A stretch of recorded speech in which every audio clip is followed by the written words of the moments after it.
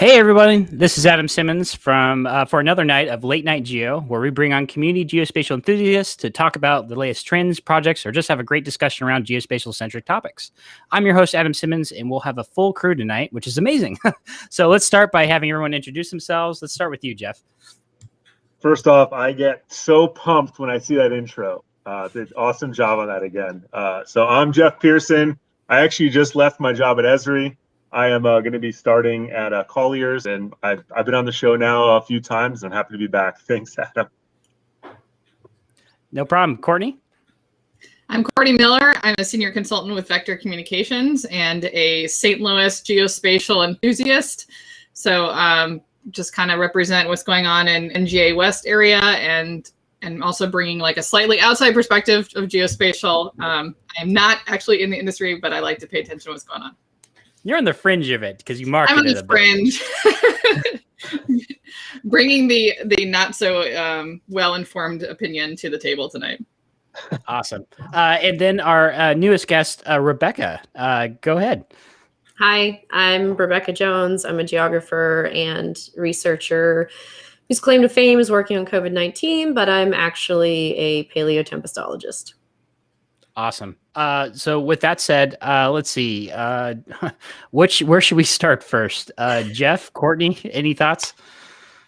No, I was going to say, I really thank you, Rebekah, for coming on the show. You know, having a celebrity on is definitely going to, make us all look way cooler. So thank you very much. It's easy to look cooler when you're around me because I'm honestly like the most awkward person ever in interviews that last more than like 4 minutes. That's like how long I can sustain it. So I'll do your job for you.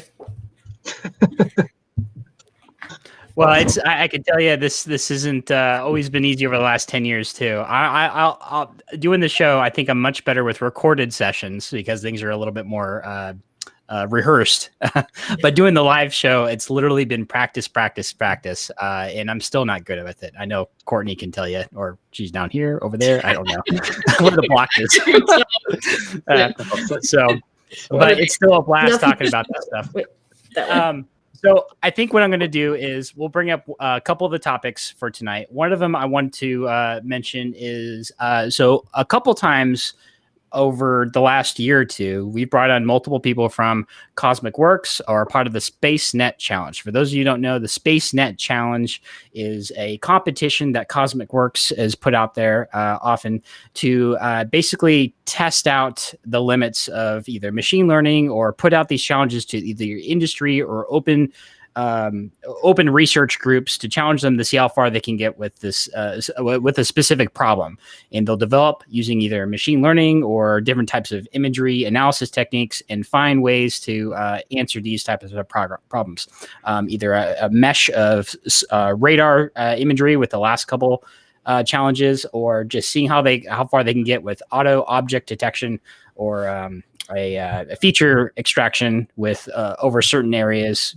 For example, extracting buildings, for example, over certain areas of the world and do it from an automated perspective. So they've announced that Cosmic Works is now closing down and ending its leadership of SpaceNet. For those of you who don't know, that it was only run by about 6 people, so not very many. So it's amazing that the endeavor lasted so far. And I know their primary partner was Maxar, and I guess they're going to transition to take on the bulk of the legacy of Cosmic Works or the SpaceNet Challenge. So it'll be fascinating to see how this evolves. A couple of the folks that were on with us over Project Geospatial last year or two was Jake Schermeyer. He actually moved on, is now the new data scientist for Capella Space, as well as Ryan Lewis, who actually now works for AWS. Ryan was actually the head of Cosmic until this last year. So, and then of course Nick Weir, he was a SpaceNet 4 challenge manager, and he now works for AWS as well. So, I actually would love to dive in and see what they're going to do with the legacy of the data, because those are all open geospatial data sets that people can use for their own research and education. But it's an unfortunate news, but there certainly will be a void for open research and putting out the challenge. So. That's a fascinating tidbit that came out I think as early as today, actually.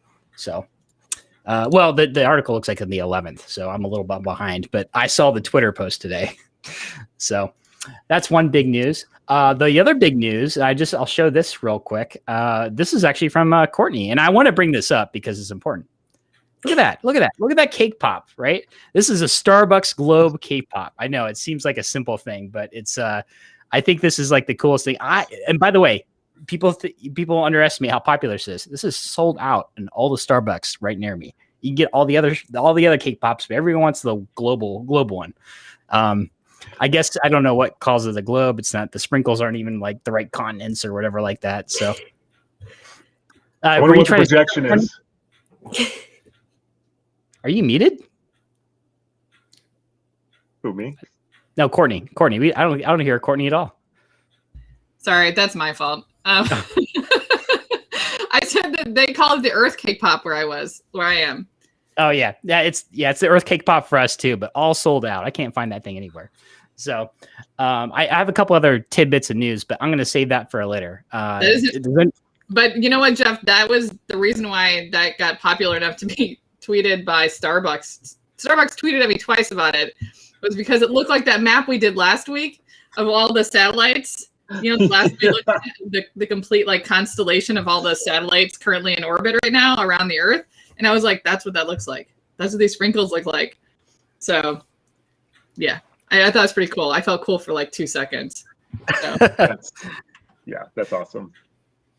So I just want to put the question out there. Does anybody else have anything to share before I grab a few other tidbits? And please do, because I have to do a quick little thing to bring them up. So kill some time for me. I got a couple things. Do you have anything, Jeff? Nope. I haven't done anything. This is gonna be a quiet evening. We got do you have anything? Come on. Yeah, I just wanted to tell everybody that I'm super excited that I'll be giving one of the keynote addresses this year at the American Association of Geographers annual meeting, which got to tell you, every year that I went to that conference, I thought maybe in 30 years, if I am the leading expert in what I do, I'll maybe get invited to one of these. And so the invitation this year just, I knew they wanted to do an event, but for it to be one of their big events just made my heart just stop. But we're going to be talking all things about, ethics during a crisis and, geographical data and its role in combating those types of disasters. And especially when it comes to information and getting information to the public and how you share it with the public. Mark Montemere of the, How to Lie with Maps fame was my mentor at Syracuse. And so there was a lot of that I brought into my work, and it's going to be fun to talk about. So if you can, it's April, that Friday 9th. If you wanted to register and come, it'll be great. So awesome. Can you talk about the, you sound like you're familiar with the AAG more than everybody else. I actually am not. I'm familiar with obviously USJF. Some of the organizations more closer to the defense side of things, as well as the American Geographical Society, which Project Geospatial is partnered with. But I don't honestly know much about the AAG, other than their memberships are kind of expensive. So I'm a member. Proud. Just want to throw that out there. Shout out to the AAG. Sorry, go ahead. So the AAG is more of a academic professional organization. So it's more research focused, less professional services, things like that. Although they might murder me if I say for saying that. Of course, we focus on professional services, but it's a lot of research presentation work to kind of further education of geography in the world. And I've been a member for 2 decades before the current decade. So I don't want to go into that too much. But I've actually been super active. I won the Gilbert F. White Award for Best Graduate Thesis in the Natural Hazards class, which actually had dissertations in it as well. So that was a huge deal. And if you want to study natural disasters in a academic type of context, the AAG is one of the best places to be. And geography in general is one of the best places to be. Is there a reason why that? Do they provide a lot of resources for natural disasters so folks can like free available data, that type of thing? What's the reason for that? Well, the AAG takes a very pro-open data stance as it is. And that's because a lot of the subject matter that we deal with, like climate change, environmental issues, we believe that that type of data should be open sourced, should be reproducible, and be public. So that's, one of the key corners of my education and what geography stands for. The really main other group, if you're, going to be an academic in geography, is the AGU, the American Geophysical Union, who focuses more strictly earth science stuff and less human earth science stuff. But that's, again, geography versus geophysics. And I was always in both worlds, but I found the AAG to be incredibly supportive. As soon as everything happened last May, they immediately issued a letter in my defense and defending the role of geography and GIS in this pandemic and how crucial it was that, health geography and all of these other subsets, epidemiology, be included in that discussion. And so it's where I landed and found community in my academic discipline, just because of those cross sections of natural disasters and climate and communication that I have a very odd background in. Is it a virtual discussion this year? Yes, the event is virtual. Okay. I just know some of the events are starting to become more physical this year, or some type of hybrid. It's in a few weeks. It's like 3 weeks from now. So I don't think. Oh, yeah, that's way too soon. Yeah, way too soon. It's April 9th. So I think that even Esri UC this summer is going to be virtual. I think I got the email that it's all going to be virtual this year. So hopefully, these people who should know better are planning not to have physical conferences anytime soon. Yeah. No, that makes a lot of sense. If know better, it should be us. So absolutely. I mean, hey, we track the map. What's going on, right? So, yep. Well, that's a huge honor. That's amazing. So how are you feeling about it? You said that, you imagine you'd be like 20 or 30 years from now, you'd be doing something like that, but all of a sudden just being put on stage this early, right? Well, thankfully there won't actually be a stage. So that helps relieve some of the pressure. If I was standing in like the banquet hall and I was expected to, dress nicer and, do the whole thing for a sustained period amount of time, I think I'd be terrified.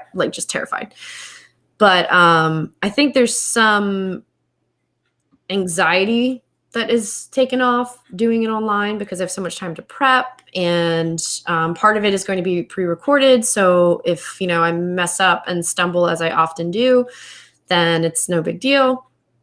And I think the conversation that we're having is really unique. It's one that we haven't really had a discussion about too much. And one of those aspects is, after COVID, because there is no back to the way things were before, which is a discussion that has not been very popular and people have not want to have, but it is so critical that people understand that there is not, and there should not be a way back to the way that things were before.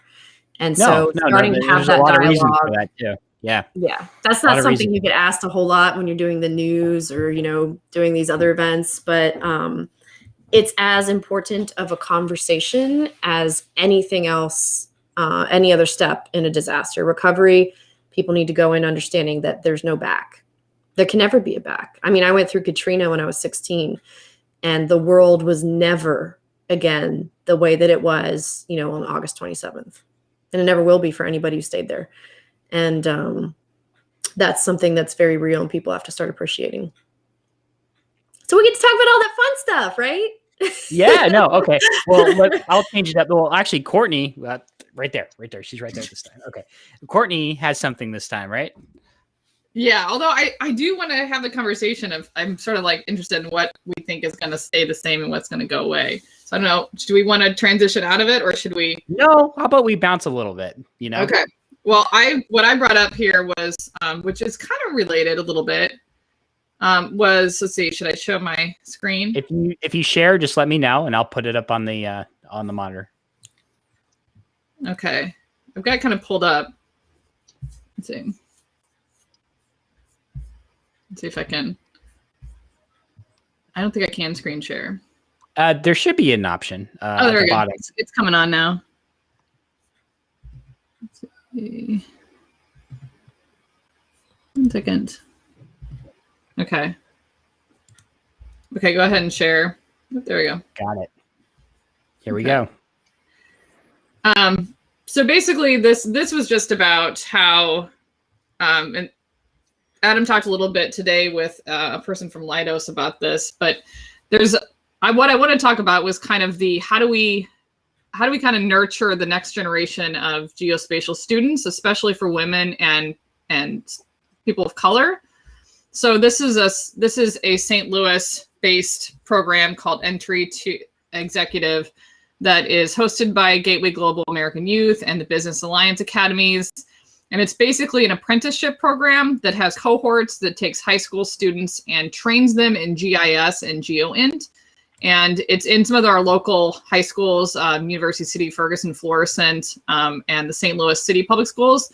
It's really it's sponsored and partnered a lot with Leidos St. Louis right now, but they're also looking for partners to kind of help host apprentice and internships to kind of get kids excited about it. But what I wanted to kind of ask to the group, especially who are not me, how you got into geospatial related or geography related jobs or studies. And my brother's actually a geography major, so he graduated from the University of Alaska Fairbanks with a degree in geography. And how they kind of get interested in that, how to get kids knowledgeable about it. It's a big deal here in St. Louis, but obviously we are seeing like the whole, all across the country, the need for it right now. It's huge. So how do we kind of get more women and people of color involved in this? And I thought maybe the question is like, well, how did you get into it? How did you get excited about it? So you can we can have a little talk about that. You can stop sharing my screen now. I did, don't worry. Okay. So yeah. Well, actually, we'll go around the curve here. Actually, Courtney, how about, because you asked the question, how about you talk about how you got involved with the geospatial industry first?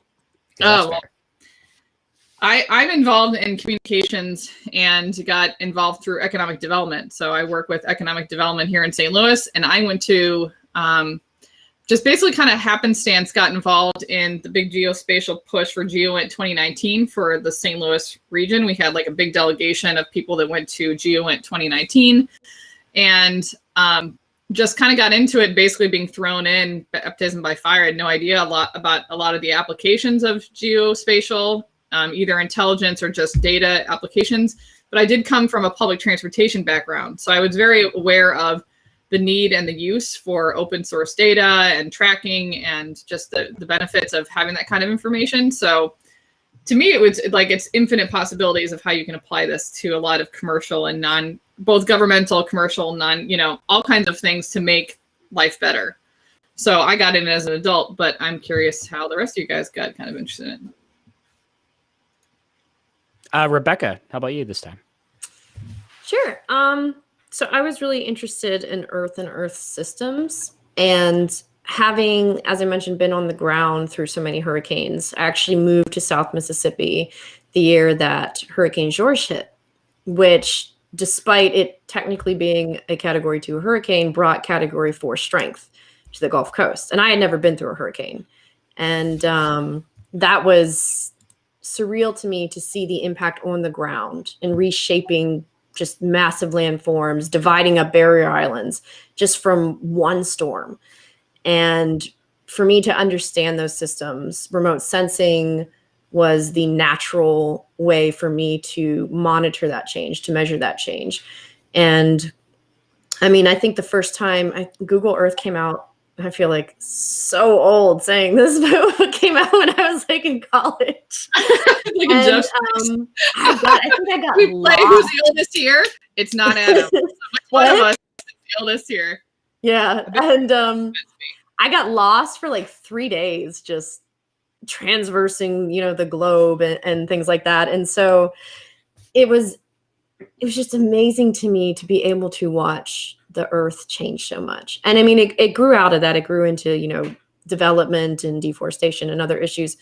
But really to see the power of weather on the surface of the Earth. Like I did some work looking at, tornado scars in the landscape from historical tornadoes that were very severe and seeing the physical scars that they left in the earth 50 years before.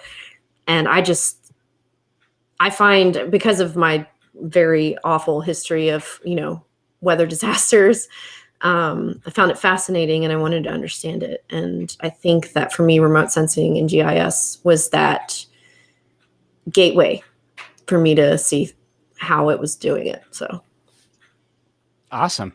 Jeff, how about you? Yeah, no. So I got started when I was in the military. I was active duty Air Force. I was a cop. But when you're a cop in the Air Force, it's basically like a branch within itself. You can do a whole bunch of different stuff. You can do teach people how to fire weapons, or just ride around in a patrol car and write tickets, which that was very fun when I was doing it. I did basically it's very similar, like their kind of air marshal program. It's called the Phoenix Raven program. And I got to fly around in a C-17 all over the world. So basically, the whole mission is that C-17s are landing in weird places. You have to look at imagery to see where you're landing at. Is it a secure airfield? How close is the town? So that's kind of how I got into it. And when I did my undergrad in South Florida, I already knew a bunch about geospatial. So I took a bunch of the geography classes because I thought they were easy because I already knew everything.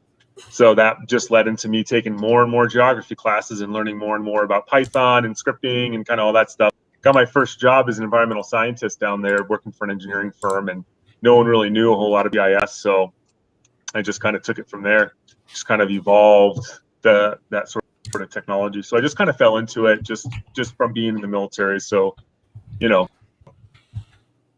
way to go. Thanks a lot, guys. And I guess I can relate to that, right? So myself, I guess I was always into geography and maps a little bit, but I had no idea I was going to get into this deep down in the industry or the this sector of things. I joined the Air Force. They give you a couple options. My top two was SEER school instructor or something like that. A second was air mechanic, and the third was geospatial intelligence or imagery analyst. My ASVAB scores were too high. They're like, oh, we're putting you here and this is what you're going to be. And of course, looking back, I can't imagine. By the way, if you don't know what SEER school instructor is, that's search, evasion, rescue, and search, escape, rescue, and evasion. Rescue, and escape. Yeah, search. Yep. Yeah, exactly. I cannot imagine myself trying to do the training for that. That would have been a nightmare. But with that said, even within my tech school, that was amazing. Just learning about critical infrastructure, how you identify things off imagery, and they quickly taught you how to just identify or just track the entire world, basically, or understand the world through imagery, and that was incredible. And when I was in tech school, Google Earth came out. It's funny you were talking about that. So Google Earth came out, and then when I got the peek in the Google Earth, just like you, Rebekah, I actually saw all of a sudden the world from a global perspective, and it was incredible. You watching the world change. And then as I worked my job over years, watching the imagery in different parts of the world, and you certain areas change over time, and it's incredible. I saw entire bodies of water literally disappear over months, just because people put up either dams or they sucked up the water due to competition. I saw just human conflict change entire landscapes as well, or just simple natural disasters. And it was incredible to watch the change on that global perspective. And the fact that Google Earth was even showing you that, just once again, that also changed my world. I ended up becoming a POC for Google Earth for the Air Force for a number of years. And so that was also enlightening. So I fell deeper into that rabbit hole, which is amazing because it literally was like Wonderland for me. So not in a bad terminology there. So, but that's to answer your question. That's kind of how I started and get into it. And the rest is somewhat history. And we can talk about that in another episode. So I think it's pretty cool though. It sounds like for each of you that a lot of it had to do with, myself too, but it's applications. So like it's something you could resonate with. You could see change. You could see, you could see the damage that's happening. You could see the results of things that mattered to you. I think that is something that we have to really help when we bring lessons into schools or other ways that we try to help get kids excited about this kind of stuff, is like what matters to them. and how can they see it through this kind of lens, you know? And right now there's like all these opportunities to do that because of the COVID pandemic, and these kids are living it, you know? They're never going to not have, they're always going to be the seminal moment in their lives, right? It's going through all this. So I don't know, it could be that the data and the information and the maps that come out of COVID are the kind of things that are going to change kids' lives in terms of what they want to do, you know? Stories like Rebekah's will, engage the next generation of kids who want to get involved with data. Absolutely. And so I guess at this point, we should go back to that topic a little bit. Courtney, you had some questions about what Rebekah left off with, right? Okay, let me put you back to the side. We have moved on. I'm shifting gears again on you. Let me put that stick in the spoke for you and just totally cause you to crash. Yes, I had questions. Hold on. Yeah, no, I was trying to remember. I was like, wait, what were we talking about? Yeah. All right. Well, how about this? I think that was a fascinating discussion on global change. And I love that because I think what's gotten me deeper down. So I think one of the interesting things when I was transitioning even out of the military, and I think this was a big major thing for me when I decided to get out. Part of the reasons I don't talk about this enough, but I actually got tired of watching the conflict part of imagery. And there was a few missions I got to work where I worked on a lot of humanitarian stuff, like the California wildfires. Those were incredible to work on, just be able to help people using just geospatial techniques to instantly provide ground truth to the firefighters. And hey, you need to go here, here, and here because these areas are about to get burned down. And those firefighters had no idea. They didn't have that kind of oversight before. And that kind of changed me. And I was like, man, I want to actually do more geo for good and apply that to a bigger cause. And that to me resonated with me the most, especially with the early commercial satellites at the time, like GOI and digital. Well, at the time, Digital Globe with Worldview, there wasn't a lot of satellite providers out there doing this. So you literally, and even them, they didn't have a lot of for good activities themselves because they struggled with trying to give out their data for free because they had to make a business out of it. So, I mean, they did at the time do that to an extent, but it wasn't to the level that we have now. We got hundreds of satellites up in orbit, not necessarily for the imagery side, but heck, it's definitely getting there, especially with Planet and a few other constellations even coming online. So to be able to watch global change, I think it's primed to do that, but it's also, I almost feel like it's come also a little bit later than it probably should have, especially with things like the deforestation in the Amazon or a lot of the water issues that are going on in, for example, Africa, like South Africa, for example. So, but yeah, now we get to see it on a more grandiose scale and even get to watch things like illegal fishing and all the activities going on in the ocean, which were previously very little monitored, by the way. You know, we talk about how much the earth is imaged, but the ocean is probably the areas that get imaged the least because there's no business case for it. And that definitely needs to be addressed more. So Rebekah, what do you think about, like, you're obviously very passionate about like, natural disasters and sort of, and how you use data to kind of watch these things and help, inform policy and things like that. Like what, obviously there's big lessons learned from everything that you went through, but also just in general, what we're watching across the world right now. And sort of where do you see as some of the big trends that you hope to see kind of moving forward from here? So, right after I got fired from the state for not wanting to use a tool I created for evil, I started working with a group that was developing GIS solutions in East Africa to help them establish kind of the data information systems and tools that they needed over there, but weren't getting the supportive infrastructure for. And I later worked with Finmango and Google on their similar project, which was working in South America to do the same thing. And so I think there is going to be, or at least I very much hope, a trend towards establishing international coalitions of GIS experts who are able to solve more regional or continental problems by working cohesively together. Because one of the biggest problems they were having in East Africa was that travel to and from different countries, because of course the political boundaries do not reflect the cultural or community boundaries that intersect them. A lot of that was not being attributed in the way that was reflective of what was going on in the community. And so having that international knowledge, it was much easier for them to anticipate where hospital overloads were going to be, because they understood that this pocket of this community that is, bisected by this international border that most people apparently weren't even aware of or ignored, those cases got kind of split into their respective provinces without realizing that there was this hot zone right there. And you need that local and regional kind of expertise and knowledge and people working from all over the world to help build those systems. And so I really want to see that more towards environmental issues as we go forward, instead of, one university from the United States working in, Guyana to work on hardwood, deforestation. It requires a lot more ground truthing and local resources with other national resources. And I'd like to see more of that, because being involved with that kind of work was really, really rewarding. I didn't get paid for any of it, but I got paid a little bit actually for the first African one, but not for the other one. But yet it was like something that I really wanted to keep doing. And most of the people that were involved with it were volunteers.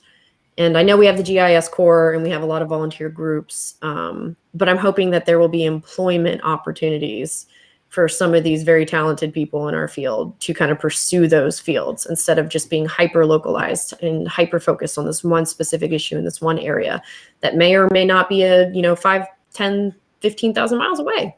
So collaborative projects like that are innovative and internationally focused are, I think, extremely important.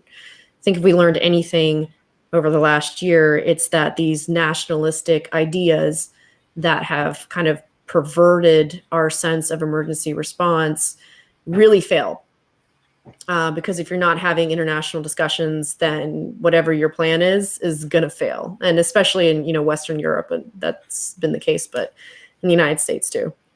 And that's why these, individual states trying to buck science, like Florida, which doesn't really care what any scientist anywhere says, have this impact on the entire country, because people think that they can go down there and do whatever they want and without consequence and then bring it home. And that's dangerous, it's reckless, and it costs lives. So we really need to have a more global, I think, perspective going forward. And I've seen a lot of that develop as people have watched all of this happen. Do you think companies are better about keeping data more unbiased, or for at least for the geospatial for good, than governments are? I think nonprofits are the best. I think we could probably all agree that they're more committed to open data. But I will say that Google's open data project with COVID-19 was stunning. And literally any data that anybody wants, they can go into their project and use. And that is something that a company that makes its money selling data didn't have to do. And I'm not saying that it was completely, just out of the good of their heart, but as, part of that larger project, that was a good idea. Government, I ask specifically because a lot of government, especially state and federal driven, a lot of times, some like you've experienced, it's sometimes the data is driven by a lot of politics, and that's unfortunate. And the other flip side, I also look at some of the interesting things that have come out from either Johns Hopkins or even some of the work you did with the data, Jeff. If you have any opinions on that. Yeah. So. Oh, can you hear me? Yes, I can now. I think there's a little bit of delay. Cool. Yeah. So on the national level, so being a part of Esri, we were helping a lot of the major federal agencies try to track and do everything for the coronavirus over the last summer. And I saw some inconsistencies and stuff, just like a lot of other people did.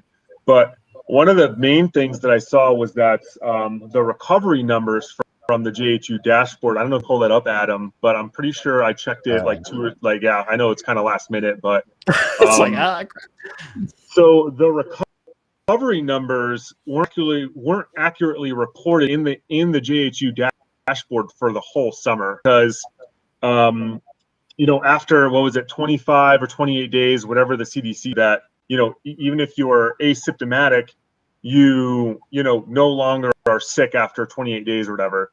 And if you are reported as being COVID positive, that number actually never came off. So they were reporting, let's see, I can't see it there, but so the COVID deaths and all that stuff, the recovery numbers weren't accurate all summer long. So that was one thing that I brought up. It's like, hey, like, how are we going to update these actual numbers? And a rep from the CDC told me that you have to get tested again. So if you tested and then you test positive, they can't consider you to be recovered unless you go and test and get and then you get an actual negative test to actually update that actual number. So that was for the national JHU dashboard. And then obviously I was telling Rebekah that Georgia and South Carolina, there were a lot of inconsistencies that I saw with the numbers there as well. But recovered too is not a set metric. Like I remember at DOH, we had gotten this template for measuring recovery to try to start reporting it. But just because you test negative does not mean that you are recovered. Certainly there's long hauler syndrome, and I had persistent symptoms for almost a month, and there's all kinds of issues that you may not see. And so ultimately we decided not to put recovery up at all, because even if the CDC was saying, oh, you just need a negative test, we realized that that does not mean you are recovered. That means you're no longer testing positive, but that's not necessarily indicative of recovery. Yeah, that's a language. And I still see some states like report that, and it makes me extremely uncomfortable, because in the very beginning, I remember that Johns Hopkins was basically moving everybody who had tested positive and wasn't dead into recovery after like 2 weeks, and that is not how this works. And there were a lot of assumptions being made, and I mean, some people were in the hospital for months before they died, and so it's just, that was a very like one of those sticky things in DOH where there was a lot of discussion, and we decided not to do it because of those kind of ethical issues of misrepresenting how many people were recovered, and instead put more emphasis on recent new cases, which was a proxy somewhat for what was active. Yeah. So I'm a huge stickler for just accurate data, right? Like it doesn't matter. Like I don't really have an opinion on any of the stuff to either go here nor there. But my thing was, if I tested positive for COVID, say January 1, right? And then on the actual JHU dashboard ticker, it would count me as being active COVID patient, right? So from the Department of Public Health, what would have to happen for my number to be removed from that active COVID patient, right?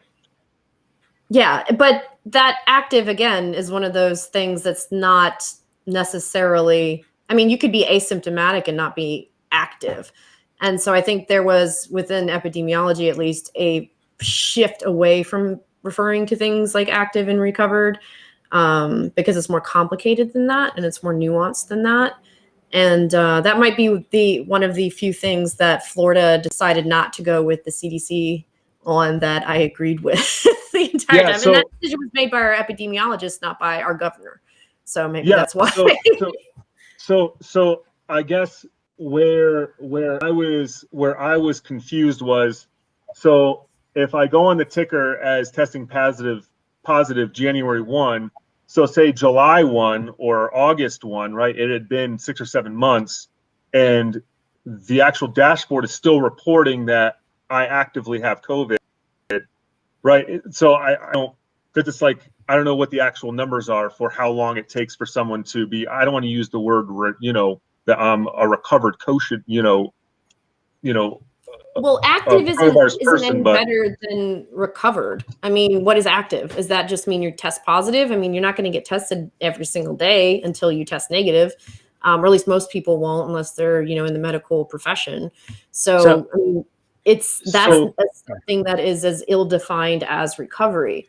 So really what we always have tried to focus on is the trends over time. So how many cases have we seen being reported over the last 2 weeks? And when are those cases from? Like, just because, we got your test results today doesn't mean you tested yesterday. You could have tested 5 months ago. That matters too. And so getting more of an epidemiological, I'm sure my trolls that are attending here will love that, profile will give us a better idea of what's been happening and when, rather than active, dead, recover count. Like, we never used active either. And that's just because of these misconceptions about what those definitions mean. Even if they are well defined, if the public does not perceive them the same way, then it's problematic. And from someone who looks at geospatial data, I don't look at this as any different than trying to identify or make geospatial data living from any different topic you can equivalent it to, right? You can equivalent to conflict reports coming from the Middle East or elsewhere in the world, or tracking something else that's living geospatially even. But it comes down to how, once again, you get the standard formatting across the board, how everybody reports the same thing. If that's not standardized, and if everybody's not on the same page of what these terminologies mean or what these data means, then having this combined map, it just honestly just makes no sense. Sure, you can track the infection rate, but you can't actually track really much of anything else, it seems like, with deaths. If you count right, deaths as well. Yeah. At least that's certainty as well, right?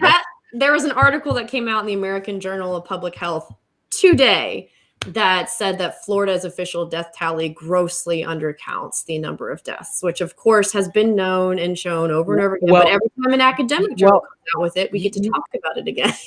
Well, it's actually funny because there's a good parallel behind what we just talked about with how things are reported. Even you just mentioned with deaths. And I actually was trying to do this with missing children, for example. So if you look into the missing children database and try to identify, because the whole, if you try to do geospatial projects on, what the local numbers are for things like sex trafficking and things like that, to try and figure out what the problem is geographically for that. And then how those numbers are reported. So if you try to understand what that problem is locally, you realize that if you get the numbers for that, it's kind of based off of how, if law enforcement defines those things as those situations as, this is a sex trafficking case with this person. But if it comes down to a kidnapping or something, somebody standing on a street corner and they don't understand that those people are actually within this sex trafficking business, it gets recategorized in the completely wrong way. So it comes down to how the data has been categorized and redefined, and it's not standardized, so it's ill reported and doesn't, and it's underestimating the problem. So across the board, and it's a massive problem with a lot of different issues we have across making geospatial analysis accurate. So yeah, and that's just the analysis and background part of it. Once you take that as a informative tool for the public, it crosses into an entirely different plane. Even if all of the data was perfect, if the way that we're doing things does not translate to the public and they don't understand it, then it's useless, especially during a crisis, an immediate crisis. Like it would be like if we had, there's so much around this, no category definitions for a hurricane. Now, there's plenty of argument as to how those things can give people a false sense of security if it's only a tropical storm or a category 1.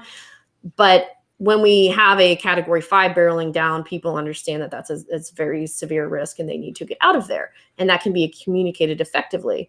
But, there's no category 5 pandemic.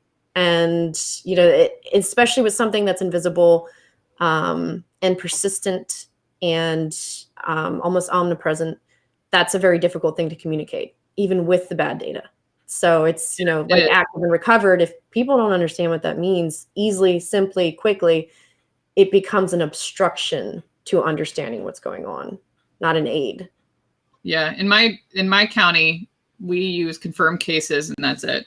So you can look at it from confirmed cases against the size of the population within the zip code, and that's it. There's no removing from the once you've been confirmed, that's it. It's just deaths, confirmed cases, and that, which I think is really good, because over time, obviously, the percentage of people who have gotten confirmed cases, and they also have probable cases, confirmed within my zip code is about 1 in 13. So that's and I live in a semi-rural, semi-suburban, Southern Illinois area. So I live in an area that probably has moderate infection rate, but 1 in 13 is an important number for people to understand. And I do agree that it's very difficult to try to get people to understand when the data is variable from county to county, from state to state. It's very difficult for people like me who work in communications to try to tell the public a consistent story, and in a way that is meaningful to them. Like you said, category 5, we understand how to talk about, like, we've all heard hurricanes and we understand sort of what category 5 means. We're going to need language as to how to describe and talk about pandemics moving forward. And we're going to need people whose voices can be lifted and heard, that we have ways to talk about it. And I think that's a national and global conversation. And it's difficult. Nobody wants to have it because there's economic and other type of implications. But ultimately, we have to be able to talk to each other about, like, what does this mean? How do we act? How do we react? In a way, that's what makes emergency response so important in things like natural disasters. And I think the conversation about what to do about COVID and pandemics after the fact will be just as important as what we're doing, during. Yeah. Like you said, prepare for next time. So I have a question for Rebekah with her experience with the public health department. I don't know if you listened to the last podcast or not. I use an example of something that I ran next to, like, an old incinerator.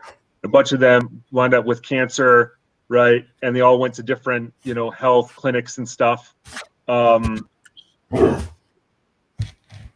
Being from the department, how are you able to access that data in order for you to literally just plot it on a map to realize that all these people in the neighborhood, right? It's like, outside of coronavirus, just like general public health, like, how does that kind of workflow happen, at the public health department? Like, do you have to, you obviously have to adhere to HIPAA data standards and stuff, but there's so much red tape around that I found with my work, with the virus over the summer, that it just seems like if you're not a D or a DO or something, it's almost impossible to get access to that data, right? So have you experienced anything like that, or?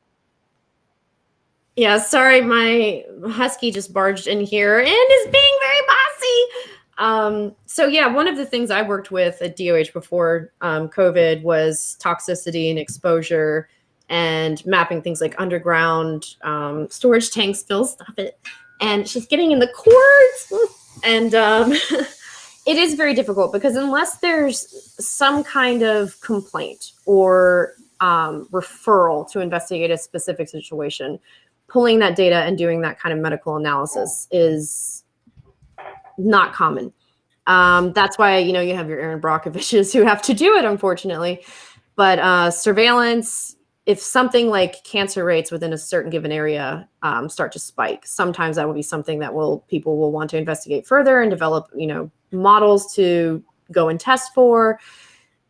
But that did not happen as often as you would think it would inside the public health realm. That was something that we definitely saw private researchers or university researchers working on developing on their own, than something that public health initiatives led.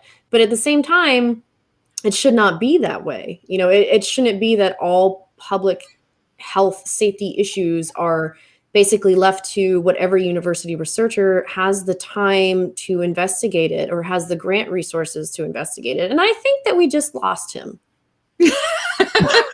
We just lost Jeff. He might have got cut out. I'm sure Jeff will be back in a moment. But Courtney and I are still listening. No, it's fine. But yeah, it is. Public health agencies across the country have been criminally underfunded, especially Florida's. I mean, if you go back to like just the absolute gutting that Rick's got, put it under. We were starting to see some restoration of that, which is one of the many reasons I was neutral on DeSantis until he decided to publicly defame and, threaten me.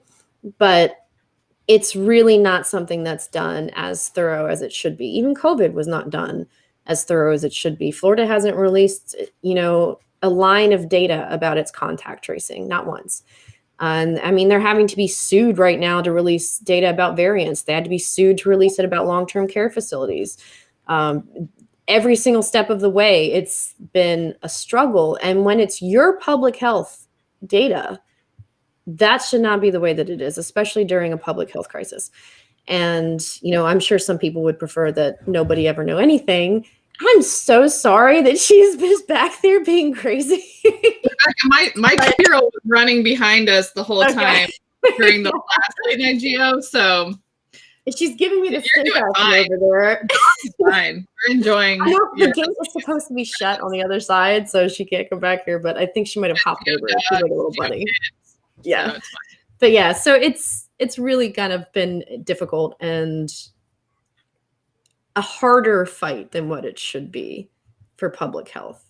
And I think that's true of so many public institutions. If you look at environmental agencies across states, they're sorely underfunded and understaffed, and they're not bringing in the best expertise because they refuse to pay those people a competitive wage.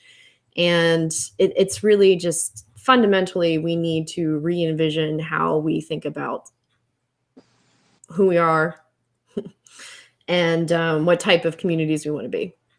Because, if we've got people in charge that think that the image of economics is more important than human lives, then that's who we are. But I truly do not believe that's who we want to be. The minute that money became more important to lives, I was out. That's a line for me. Sorry.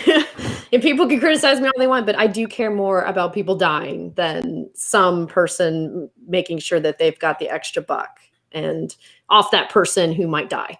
So, I have a moral standard there that some people just don't and then there's just a plain moral standard, just report accuracy, period. Just tell the truth and be honest. And that's be an just advocate for honesty, and you become exactly. controversial. So go ahead, Courtney. Just to say, it could be a really good case point for open data. Yep. Oh, yes. And actually, that is a good point. The more open data, the better. And by the way, Jeff, I'm going to turn your camera off until you come back on legitimately. So stand by. Jeff. Poor Jeff. So it's funny because I actually want to show him something at the end of this. Oh, there he is. He's back. There he goes. Oh, I'll pop back him. So open data is really, really interesting. And I like to talk about that in that we still don't have enough open data. There's a lot more being published, and we obviously talking about the health data, but I also like to bring it forward when it comes to research data or open research data, when it comes to things like either imagery or all the satellite data, all the aerial sensors that are going out there. And I like it when I see not just nonprofits host more open data for everybody to use or make sense of government data. For example, the VIIRS and MODIS sensors are very difficult government sensors to understand from an infrared perspective. And nonprofits like SkyTruth have taken that data and actually reformatted and standardized it to a fact where it's much more easier to read. Look for like global flaring for illegal oil sites around the world or illegal fishing at nighttime using the nighttime infrared lights that NASA puts out there, for example. So really good use case out of that. But occasionally I come across even the states that do something interesting in that regard. One of those is the state of Ohio. So we're going to take a break from the medical as I showcase what I was and overlap that conversation to what I was going to show Jeff last time. So I'm going to screen share this.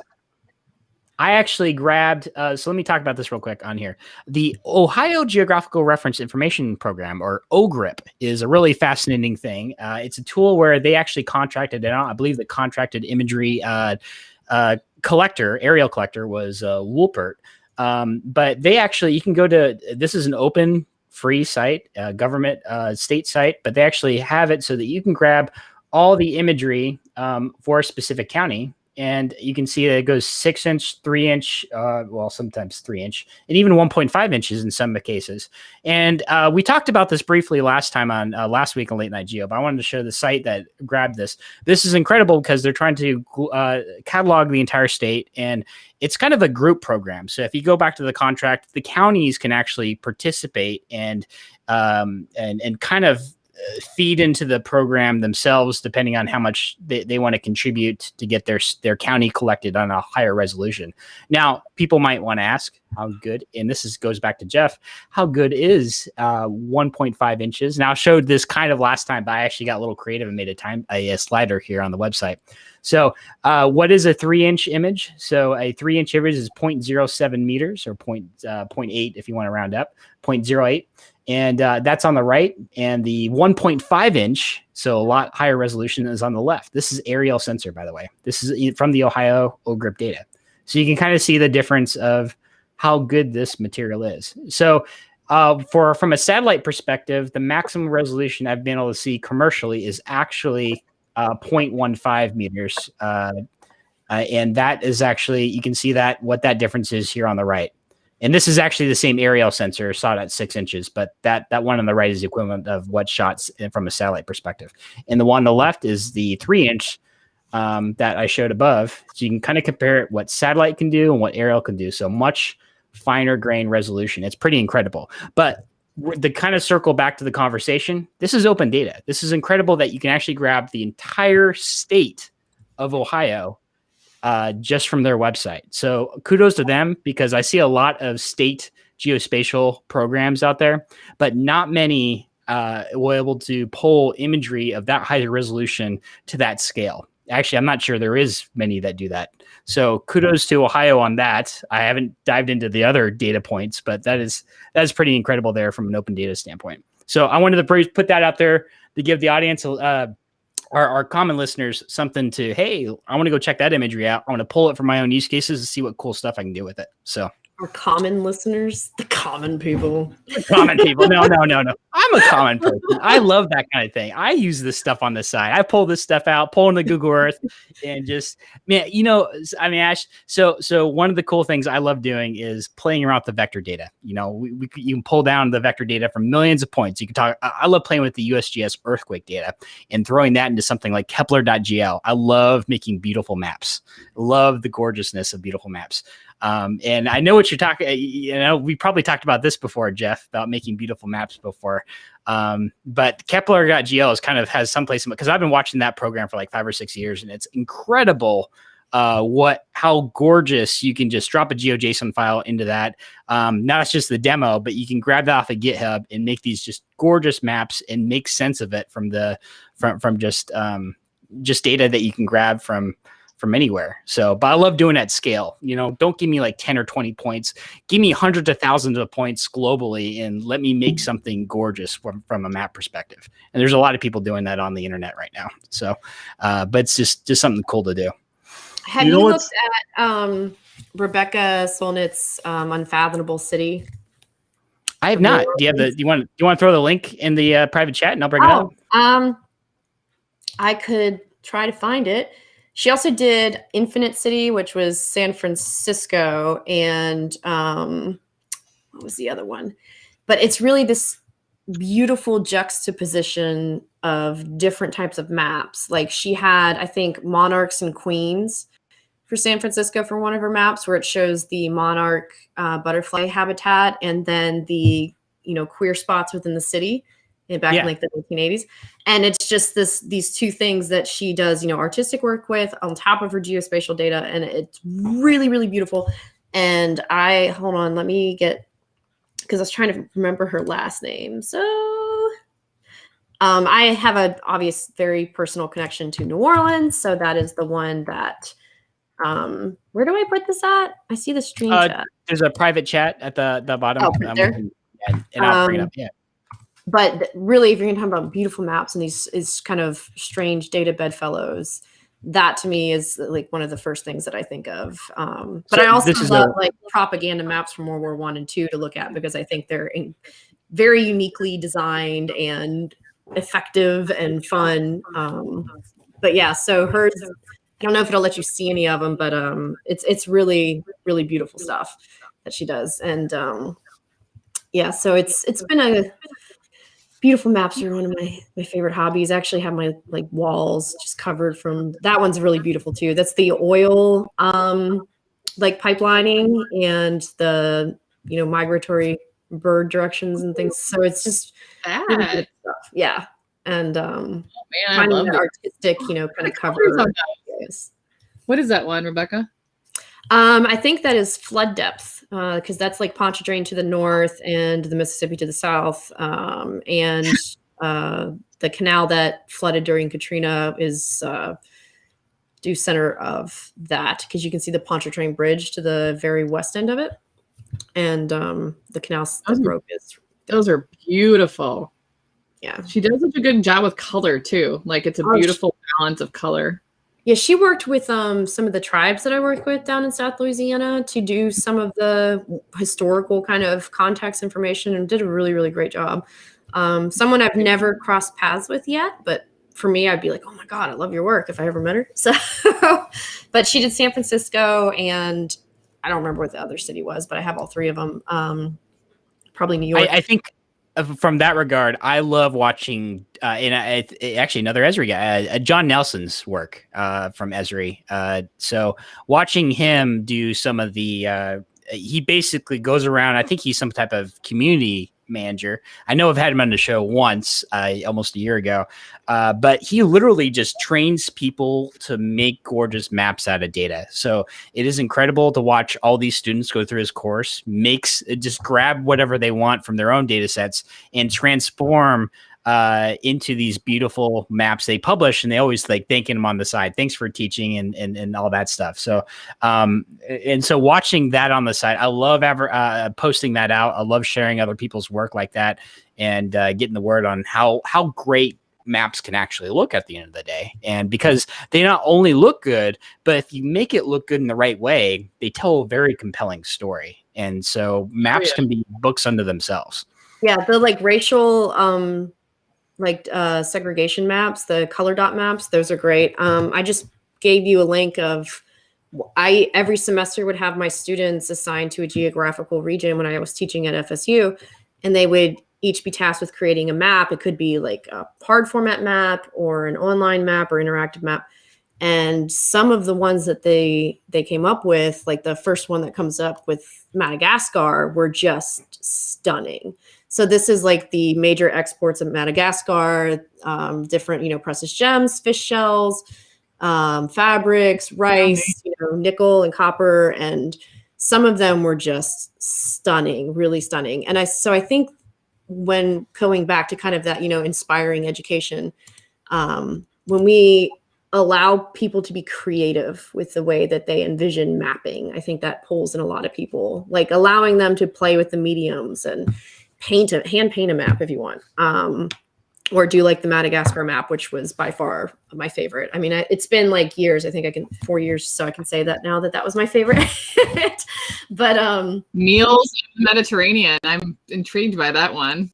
Yeah, I think they had a really good idea, and it was difficult to pull together because they wanted to do a physical map, and they ended up presenting one alongside this with the like cooking raw materials on it. So like the pasta made up like the coastline of, Italy with, some different types of herbs in the interior. I didn't get a picture of it, but some of them were just really, really great. And the approaches that people took were awesome too. Well, this is a fair question. We got occasional good chat coming in from the audience here, who's watching on Twitch. So I don't think any of the actual, trolls are commenting, but somebody's asking, hey, about the link to the butterfly queer artist. That one seemed like an interesting map to show. That was Rebekah's work that I sent. Only it would be her San Francisco version, because I know that was in that one. Let me see. So And actually, so by the way, thank you, Location Artistry, who's commenting on Twitch, by the way. Love the Ohio imagery, open data on the rise. Yes, it is. And I will say, as much as we say that there needs to be more open data, there's been amazing strides in it as well. So there's a lot of good stuff out there for open geospatial data. So the good credit to that. Jeff, you are back with us. Do you have any comments, opinions, other than how bad your internet is tonight? Man, it is bad. I'm definitely going to be tweeting out to Xfinity. Thanks, guys.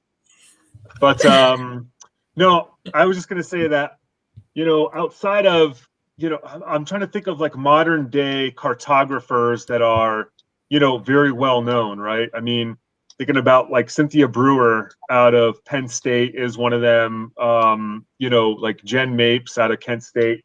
Can you guys think of any modern day geographers now that are just known for being really good cartographers? I feel like it would like people were a lot more famous like back in the day for their mapping skills, right? Like Albers and Mercator, which we all know because of their projections and stuff. I don't know. Like, it was an art, and it was also not a very paid art back then. It was a very niche skill set. And before we get into that topic, here's that map. Oh, that way. Here's that map that Rebekah was just mentioning, and one of the viewers asked about. So, do you want to explain this one real quick, and then we'll go back to Jeff's question real quick, because I think that's a really fascinating question. Yeah, and so this is like I mentioned, is the monarchs and queens, so butterfly habitats in queer public spaces in San Francisco, and she has entire map books based on New Orleans and San Francisco, and I think two others. That go really into the city's history and, its unique culture and kind of, like I said, this juxtaposition of where public queer spaces were and other things that you want to think about. And she creates this really beautiful narrative throughout it. That's unique and artistic. And like we were mentioning with like cartography, because there were also a lot fewer cartographers back in the day. So it was, if you saw a map there, it was going to be from like a handful of people. But yeah, there was a lot of art to it. And like, even though he had some issues like Lepage Duprat's, had beautiful map work. And, some of the racism aside. So to answer your question, Jeff, it's hard to find those people back then who didn't have that issue. From my perspective, Jeff, I think it comes down to the more, we'll call it popularist instructors of maps. But right as you're kind of hopping in and out, I was actually just mentioning John Nelson from Esri, actually, who's a great instructor on all these, teaching people how to make awesome and gorgeous looking maps. And although maybe he's not necessarily a famous cartographer, I actually consider him a famous instructor of cartography, and his name is, I think, well known from my perspective because he shows people how to make maps beautiful. So, in from the most current perspective in my mind, I think he's up there for me. Yeah, no, I was just like I taught, I was a sub out here in Colorado. And a lot of the students I just really like to draw and I like art. And I'm like trying to get them, trying to convince them, hey, you should be a cartographer, right? And I just feel like there's a lot of college students out there and, people that are trying to break into the actual GIS industry, create like a freaking Instagram or a Twitter and make maps and just post them, right? It's like, if I was any good at cartography, I would consistently make maps and just post them, right?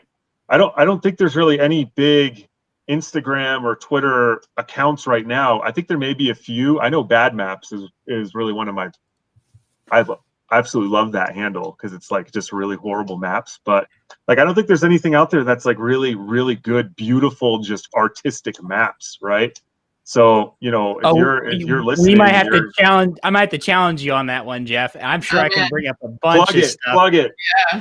Yeah. Well, I'm not going to do that. But you know what? Now we're going to have to come up with a list. I was like, all right, Jeff, but he doesn't think there's.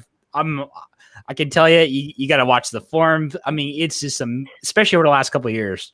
There's been some, and this is where you're right. I don't think there's many people who are just got that popularity enough to just be known, but there are some people coming out with some just incredible pieces of art when it comes to geography and maps and putting it out there.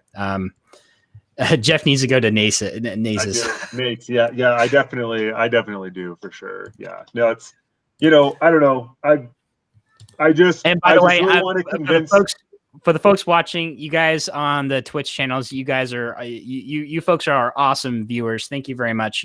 Thank you for being positive, and thanks for the feedback. By the way, this is a good conversation going between all four of us. We need to post the New Orleans, the early ones too. The link. Yes, I will. Yeah, hopefully, yeah. Okay, tell you what, everybody who's watching the show right now, this is going to be posted in the Late Night Geo. I gotta update that. Gotta do my due diligence. But in the next couple of days, this will be posted up on the Project Geospatial website, and I'll include all the links. I mean, I have to go through all the footage and grab all the links that we talked about and post it into the show notes. So I'll make sure everybody gets that. And just as a disclaimer, I don't want to like tear anyone down for their cartography. I'm a data guy, right? Like I don't, I definitely respect cartography and all the cartographers out there. I'm just not in it. So yeah, please tweet at me any ads or Instagrams or Twitters. Please don't beat me up in the parking lot. All right, I highly apologize. There's some crazy people that watch everything I do, so you might want to be careful about that.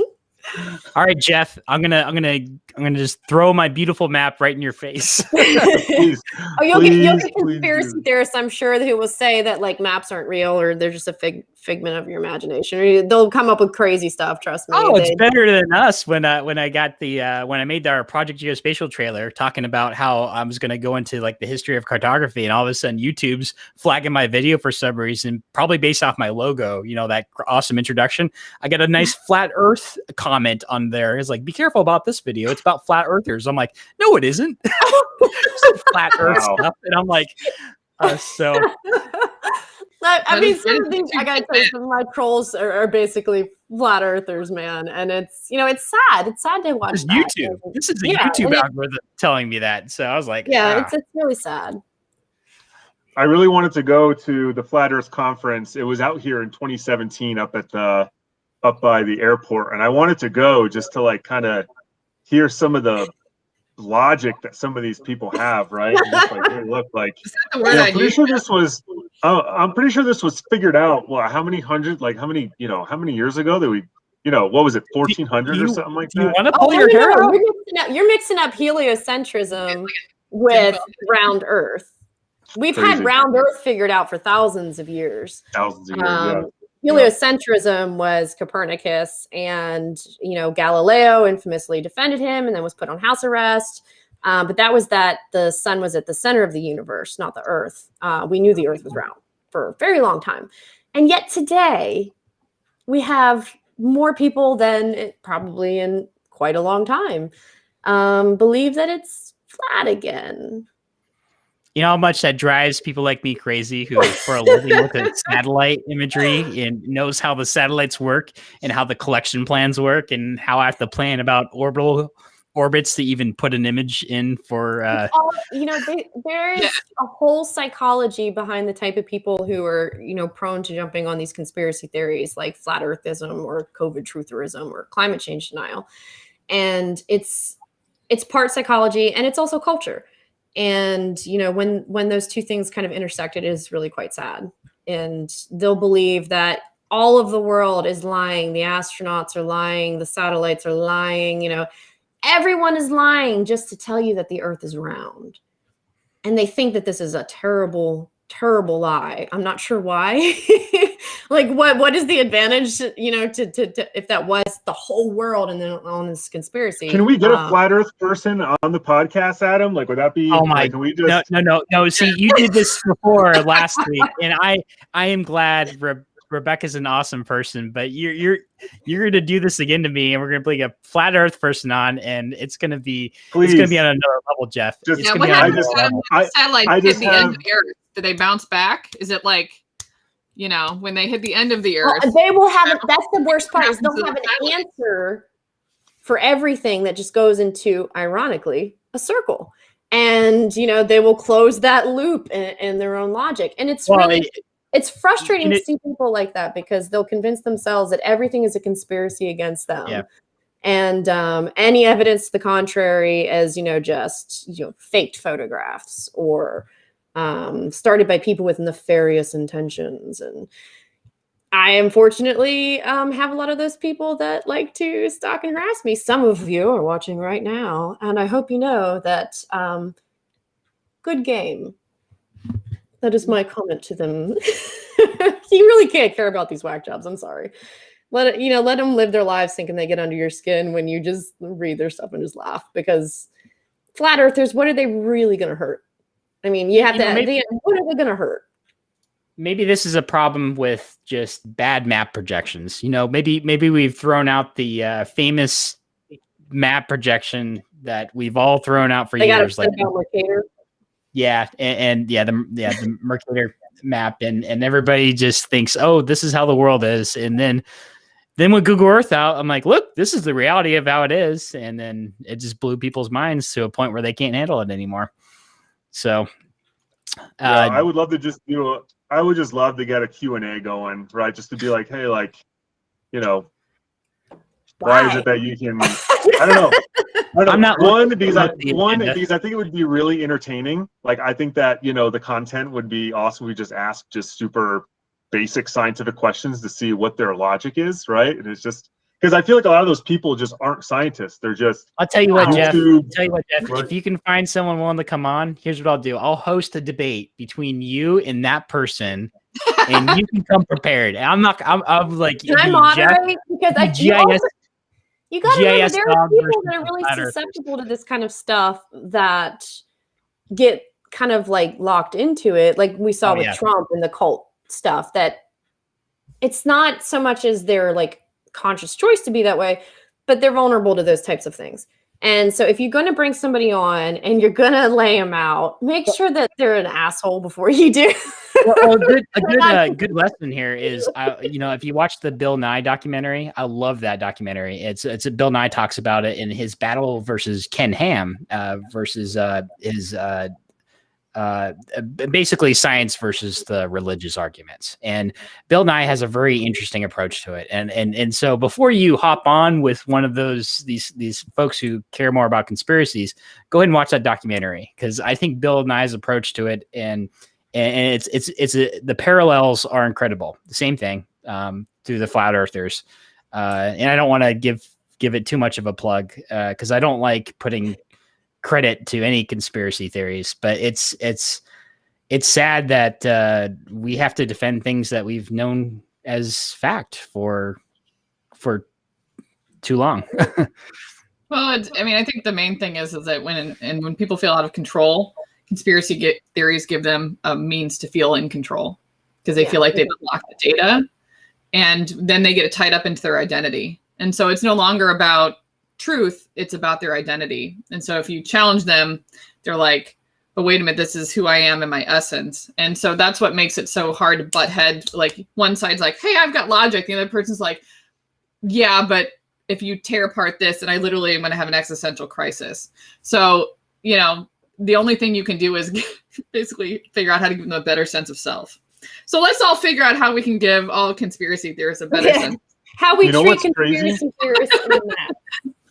What's absolutely crazy? So I was a geographer at the USGS for a while, and one of the leaders, I'm not going to mention their name, but we got into a debate because he thought that the Earth was only like 1,500 years old. I'm trying to explain to him like lead uranium dating, and literally just kind of going through a basic chemistry lesson on how all that stuff works. I honestly don't know what his religious background was, but it was just, I was like, man, how are you a leader at the USGS? And it's the USGS. How do you? So I have a hard time fighting or arguing with individuals. What bothers me the most, and this is where I kind of get more upset with, and I'm willing to put up the fight, is when they influence other young minds towards their point of view. I have no problem with people having their own points of view. That's fine. But when it comes down to them sharing that and influencing others and growing literally a movement around this type of falsity, that's what bothers me the most, especially without facts to back it up. And it does fundamentally seek to undermine the legitimacy of science in general. Oh, yeah. I asked about Jehovah's Witnesses because my grandparents are, and they believe that the earth is 5,000 years old. And, I once tried to explain radiocarbon dating, and I'm a paleotempestologist, for God's sake. I can't have my own family believe that while I'm trying to study hurricanes over the last 18,000 years, that, 13,000 years did not exist. And it is a very delicate thing, like Courtney said, because especially when it's intertwined with religion or faith, it's part of who they are. And if their faith is teaching them that this is true and it is in fact not, then what else does that say about their faith? They can't recognize that, hey, this book was written a long time ago and it was written by men who had limited exposure to what was actually out there in the world. They didn't even know China was out there. So that doesn't make China not real, that it wasn't mentioned, in the book. It just means that they didn't know of it. And so it becomes really, really difficult, and especially with the alt-right just kind of capitalizing on this sensational cultist following, it becomes dangerous then. And I think the sad part is through history, we go through waves of just contractions and expansions of knowledge. You mentioned that if people knew the Earth was round thousands of years ago, people might be confused about that comment initially. But I can tell you that, look, actually, it was known thousands of years ago. We got historical records. The problem was we went through these periods of dark ages, or these contractions of people being educated, where they just forgotten certain parts of our entire cultures, have forgotten what we knew as fact through science. And we've had to relearn things, and it comes in waves over and over again through hundreds of years of cycles. So that's unfortunate. It's really unfortunate. I can't imagine if we're launching all these satellites, reaching the stars, going to other planets, and all of a sudden, we contract again. And then all of a sudden, people don't even realize we've ever been anywhere outside of this planet, and then a couple hundred years later, we start all over again. I don't know. Hopefully that'll never happen. It's hard for me to imagine that the historical global records that we have now could be lost to history the way that it would have to be a scribbled on massive building that massive tragedy. It would have to be global destruction. Solar, I don't know. Solar flare knocks out most of the power in the internet, and all of a sudden, at that point, we digitized all of our records. Or Skynet, something like that. Yeah, Skynet finally takes over. Reference. I think our crowd will probably get that reference. We don't need to explain it. Absolutely, but we spun off in a complete. Huge we said we were not going to talk about the conspiracy nuts tonight. Thank you. And that was my fault from being a bad moderator on that standpoint. You brought up the flat earthers, so I would. I only brought up because YouTube accused my video being flat Earth, and I'm like, what? So I'm still not. I'm still peeved by that, and that video is still up, and it's still tagged like that. So I'm a little frustrated. So every time I go back to it, I'm like, come on. I am somewhat of a conspiracy theorist. I think that all beer tastes horrible, and it's just a huge global conspiracy. Everyone pretends to like beer, and it's just, a huge conspiracy. Honestly, the problem, Jeff, is you don't like hops, and that's the problem. That would be at GIS_dog. Send complaints to that. All the beer lovers. Hey, I Canada. am a cocktail guy through and through. Cocktails all the way. Well, I have to say, I don't agree with you on beer, but I will say with liquor, I cannot for the life of me understand why, if you had the choice between a liquor made from sugar and a liquor made from a potato, why you would ever pick potato. Who picks potato? Okay, I'm talking about rum versus vodka. Who picks potato? I like French fries. Shout out to French fries. No, rum. I can't wait till I can have some rum again. Oh my God. That reminds me, by the way. So there's another set of maps out there I saw recently about the oldest companies in the world mapped out. And what fascinated me as I was going through this map is realizing that how many of these were actually breweries and wineries and alcohol based. Alcohol was safer than water in a lot of times. Oh, absolutely. Kept people alive. The water quality issues. Yep. It's crazy. But also, I think the other thing is flat earthers. And I'm sure if they had flat earthers, they needed to put away some drinks. So, yeah. Well, it's also it's not just that these companies existed, but we're kind of out of there's not as many blacksmiths going on, but people still drink. So that's part of the reason why they get to be the oldest too. Yeah. So there's a lot of different types of companies, oldest companies that are still functioning today, right? Yeah. Well, yeah. Yes, it is. And so there's a couple odd ones out there. I mean, not odd ones. So you got oil companies and a few others in certain countries. It's country based. But the ones that stand out to me the most are it's banks and breweries. Banks or some type of alcohol related establishment. Well, if you're going to have banks, you're going to need breweries. Money and alcohol. That seems how to be brothels, the thing that stands How out. are brothels I out was going to there? say, Jeff, it's because they don't have any.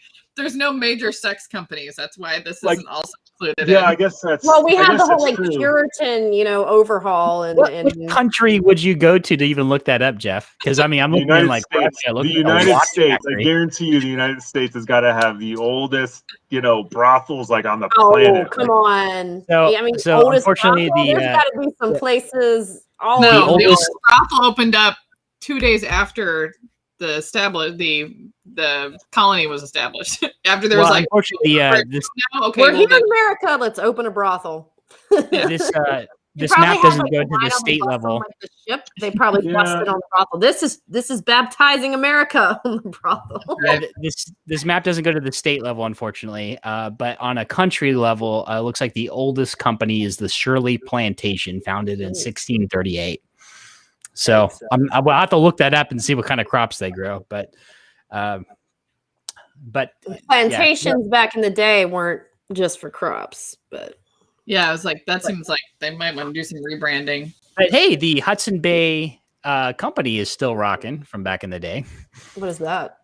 Hudson Bay Company, that was huge for colonization of North America. They actually, oh man, I don't even know where to start with that. But there was huge. Hudson Bay Company was huge for not just bringing colonists over, but they were huge in the fur trade as well. So I thought were they big in whaling too? Who was the big? That's a good possibility, especially with the early days in Canada. Yeah, that's for some reason I was thinking that sounds familiar, but who knows? Yep, there we go. But tell you what, I can sense the group. I'm reading the group here, and I think we're all starting to wind down. It's getting a little late, right? So I'll give one last opportunity. Any other last minute comments and things that anybody wants to say? We'll just do a quick roundtable. Courtney. No, actually, I just had a really great time. Was really, really glad that Rebekah could join us this week, and it was super fun. So, yeah, thanks so much for coming on. Awesome. How about you, Jeff? I'm going to say I think beer sucks. I don't care. I will die on that hill, and I will find a flat earther that will have a conversation. Love the dog. What's his name? By the way, what's the dog's name? And I don't know why she's mad at me. She doesn't. She likes beer, obviously. Oh yeah, she came to tell you. She's a Siberian Husky. She's a potato liquor drinker. So we're probably not going to agree on that. But a potato. So, but nope. Awesome to have you guys on. Or thanks for having me on again. I really appreciate it. Thanks, guys. Thanks again, Jeff. Thanks, Courtney. How about you, Rebekah? It was really fun. It kind of got all doom and gloom there for a second, and I really don't like that. So it was nice to be able to talk about something a little more lighthearted, which I haven't had too many opportunities to just laugh and, shoot the shit with people who understand what I'm talking about for once. And we have a lot of different shows for Project Geospatial, and Late Night Geo is literally the the type of show that we do to just talk about that kind of thing. Could be geospatial topics, could just be things that branch into geospatial and just and just come up and bounce ideas off of one another, and just once again just him talking about what relates to the what we do in everyday life. So sometimes we can go off tangent, but that's just the nature of having a conversation with anybody. So on a Friday night. Yeah, on a Friday night. But I really appreciate all of you and you, Rebekah, coming on to enjoying this night. I hope to have more nights where it's just bringing on a bunch of people and having a crowd, even if it's with the same crew or different people down the road. This is a good example of what Late Night Geo is all about. So once again, thank you everybody for watching. I'm Adam Simmons with Project Geospatial. Hopefully I see you all next week.